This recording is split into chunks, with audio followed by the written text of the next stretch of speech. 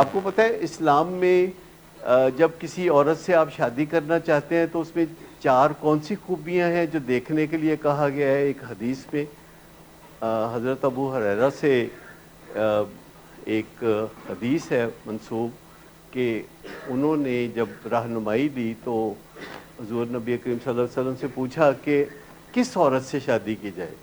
مالدار ہو، حسب نسب ہو، خوبصورت ہو، دیندار ہو۔ چوتھا ہے کہ دیندار ہو۔ پرائرٹی دیکھے، پہلی چیز ہے کہ مالدار ہو، حسب نسب اس کا ہو، خوبصورت ہو، دیندار ہو۔ حدیث کے الفاظ سادہ ہیں، انٹرپریٹیشن آپ اپنی مرضی سے جدھر مرضی لے جانا چاہیں وہ آپ لے جا سکتے ہیں، لیکن گوگل کر کے ابھی دیکھ لیں کہ 4 کون سی اشیاء ہیں جس کی بنا پہ عورت کا انتخاب کیا جائے۔ آپ پڑھ دیکھیں نا، یہ 4 چیزیں ہیں، ویسے تو بے شمار چیزیں ہیں، اگر 4 چیزیں ہیں تو اس میں ویسے سب کچھ آ جاتا ہے، لیکن مجھے بتائیں کہ جب آپ دوست بنائیں، چلے چھوڑیں بیوی کو چھوڑیں، جب آپ دوست بنائیں، دوست چنیں، تو آپ کو کیا یہی 4 چیزیں اس میں نہیں ڈال دینی چاہیے؟ دوست چنے تو اس میں ڈال دیں، اور بیوی چنے تو اس میں ڈال دیں، اور اگر کلائنٹ چنے تو اس میں ڈال دیں۔ تو آپ ایک ہی چیز کو، کانسیپٹ کو کافی جگہ پہ استعمال کر سکتے ہیں۔ کسی بھی ٹائپ میں جب آپ پارٹنرشپ کسی میں چلے جاتے ہیں اور ایک دوسرے سے آپ انفلوئنس ہوتے ہیں، یا آپ کی زندگی میں فرق پڑتا ہے، یا فرض کریں آپ ملازمت کے لیے کوئی جگہ چنتے ہیں، یا آپ کسی بھی طرح سے کسی کے ساتھ لنک میں آنا چاہتے ہیں، تو آپ ہینڈی کیپڈ تو نہیں چاہیں گے نا پارٹنر؟ اگر آپ کے بس میں ہو تو آپ ہینڈی کیپ تو نہیں چاہیں گے نا، آپ تو اپنی کھلی چوائسز کے مطابق جو اویلیبل ہے دا بیسٹ آپ چننا چاہیں گے۔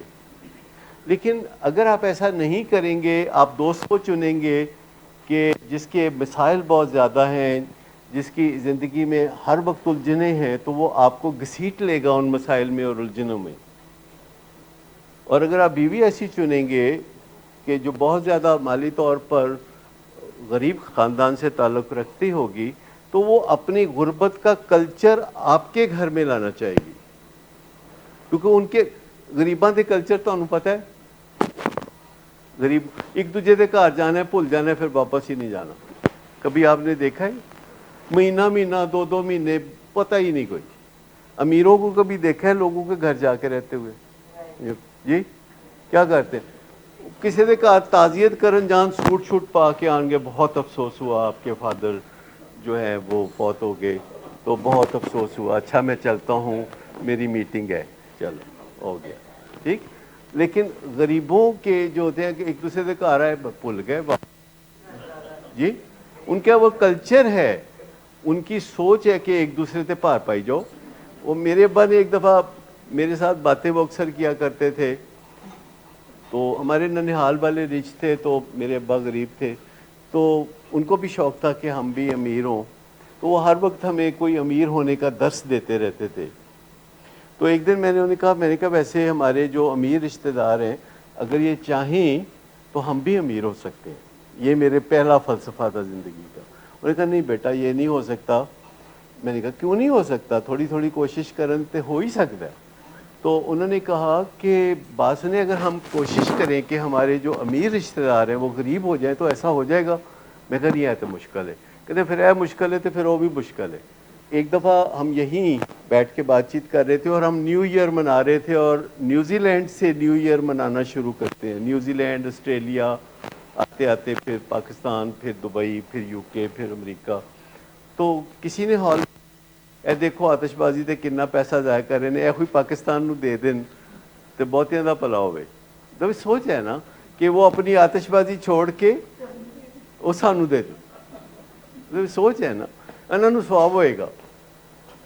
تو یہ جو سوچ ہے، اس سوچ میں سے نکلنے کی ضرورت ہے، اور آپ کو اپنے لیے آسانیاں ڈھونڈنا چاہیے، مشکلات نہیں ڈھونڈنے چاہیے۔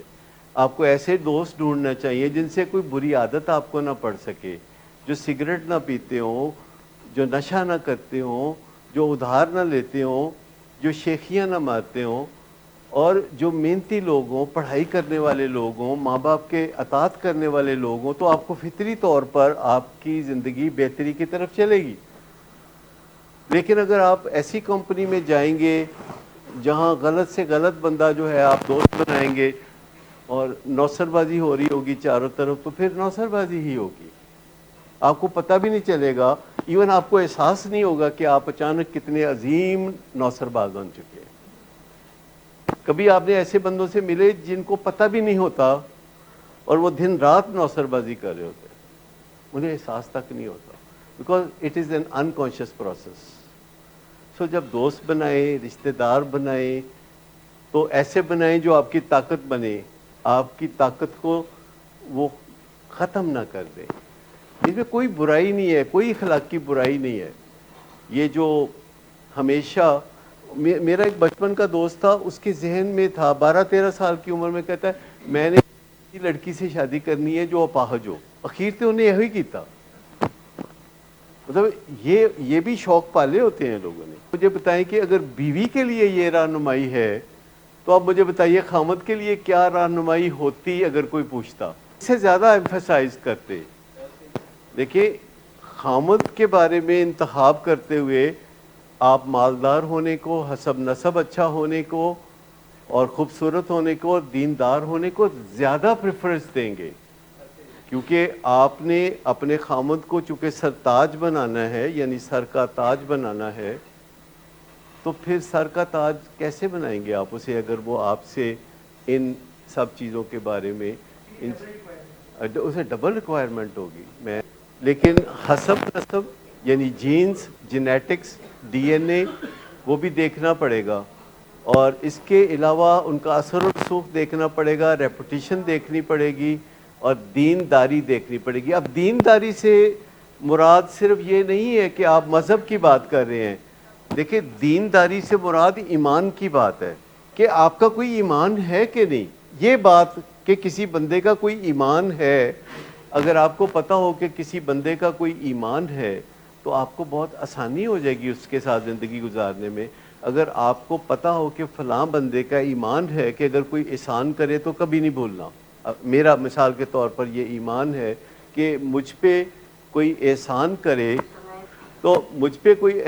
کرے تو میں تڑپتا رہتا ہوں اس وقت تک جب تک کہ میں اس کے احسان کا بدلہ نہ چکا دوں، تو یہ میرا ایمان ہے۔ تو ایسی ایمانیات کو پیراڈائمز کہتے ہیں، یعنی آپ کے اندر کوئی ایمانیات ہے کہ آپ begin with the end in mind کرتے ہیں، یہ میرے ایمان کا حصہ ہے کہ میں انجام سوچ کے تو آگے چلوں۔ اور ہمارے مذہب میں بھی ہے، اللہ سے ہم دعا مانگتے ہیں ربنا آتنا فی الدنیا حسنۃ، پہلے ہم دنیا کو حسین دیکھنا چاہتے ہیں، پھر فی الآخرت حسنۃ وقنا عذاب النار، اور پھر یعنی جو نار کا عذاب ہے، جو آگ کا عذاب ہے، اس سے پناہ مانگتے ہیں۔ تو میں آپ کو بتاؤں کہ ایمانیات ہے، ذرا ذرا پل پل میں ایمانیات ہے۔ جب آپ کھانا کھانے بیٹھے تو میرا ایمان ہے کہ کھانے کے 2 لقمے پلیٹ میں چھوڑ دینے ہیں، کھانے سے مغلوب نہیں ہونا، کھانے کو یاد رکھنا ہے کہ میں تمہیں چھوڑ سکتا ہوں، یہ نہیں کہ میں یا گاہ کہنی یا آپ کہنی، مطلب کھائی جانا ہے، جو کہ میرا پہلے یہی حال تھا۔ تو میں آپ کو بتاؤں کہ ہم سب ایسے ہی ہوتے ہیں۔ سنورنے کا، سدھرنے کا جو پروسیس ہے بہت مزیدار ہے۔ یہ میرے ساتھ ہر صبح 5 بجے شروع ہوتا ہے، اور پہلا فکرہ میں کہتا ہوں الحمدللہ کہ یا اللہ تو نے مجھے آج بھی زندہ جگایا۔ تو پھر میں کہتا ہوں کہ اچھا آج سدھر جاؤ، یہ میں اپنے آپ سے کہتا ہوں کہ آج سدھر جاؤ، اور باقی کا پھر کل دیکھیں گے۔ تو یہ جو چیزیں ہیں نا، یہ زندگی کو مزیدار بناتی ہیں۔